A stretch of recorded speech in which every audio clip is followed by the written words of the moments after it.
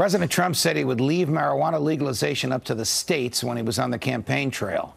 But after getting elected, he appointed Jeff Sessions as Attorney General, who has promised to crack down on pot and called it, quote, a life-wrecking drug that is only slightly less awful than heroin.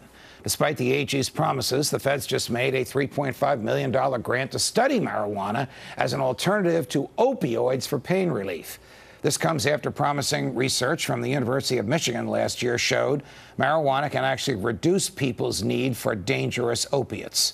Marijuana may not be a cure-all, though. Researchers from the Department of Veterans Affairs just put out a review claiming there is not evidence that marijuana can help people with post-traumatic stress disorder, even though more than a third of the people seeking medical marijuana list PTSD as the reason for their request, and even though thousands of doctors have prescribed it for that reason. Marijuana is clearly on the minds of many Americans and is certain to be a key issue in the next presidential election. So, which side of the issue should the candidates be on? Let me bring in comedian and Part of the Problem podcast host and notorious libertarian and dear buddy of mine in stirring the pot. Look at that face. Dave Smith. Welcome here, Dave. Thank you. Are you surprised that the words of candidate Trump, which were articulated not far from where we are now, have been utterly repudiated by his administration with respect to marijuana? No, because Trump is an absolute populist, and I think he will say whatever is popular in the room that he's in. So as soon as he tapped Jeff Sessions, I think we knew this was going to be a disaster in terms of the war on drugs. Jeff Sessions speaks in a cartoonishly embarrassing way when he talks about marijuana. He famously said once that good people don't smoke marijuana. And it's like, you know, actually, real life is a little bit more nuanced than that, Jeff. All right. I saw you biting your tongue when I was doing the intro, and I was quoting the Attorney General as saying marijuana is as dangerous as heroin. Now, that medically and I think morally is preposterous, but yet he says things like that. Do you think he speaks for Donald Trump?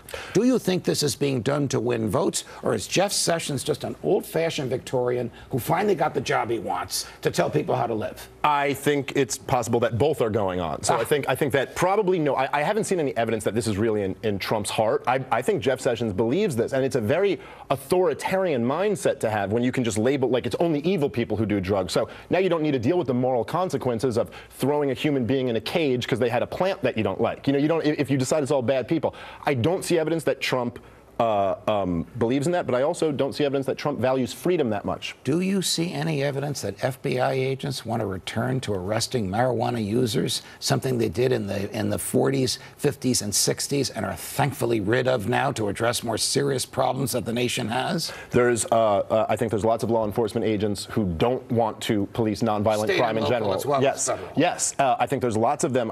You saw this in New York a few years ago when we had that giant police slowdown. A lot of the cops didn't want to crack down on nonviolent crime, but they'd make a lot of money with tickets and arrests. And then you have things like the prison guard union lobbying for mandatory minimums. So there's a lot of perverse financial incentives in the war on drugs. You say mandatory minimums. Now, this is something that makes a warm heart cold when you are a judge, as I was for many years. Judges and law enforcement people loathe minimum mandatory sentences, meaning you must send a person to jail for a certain amount of time, even though it's going to make them worse. Yeah. This is something else the Attorney General is pushing for marijuana and for other crimes. Yeah, it's truly disgusting. And I just want to say, I mean, for any Republicans or conservatives who support this war on drugs, just please don't ever let me hear you say that you believe in the free market, individual liberty, or small government again, because it's nonsense. If you support throwing someone in a cage for having a plant, you don't believe in freedom. A jail cell. Yes, a jail cell. Now, there is legislation in the Senate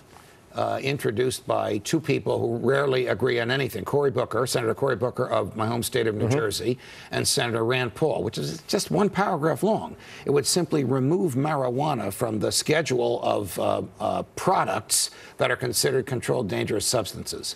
Will that see the light of day?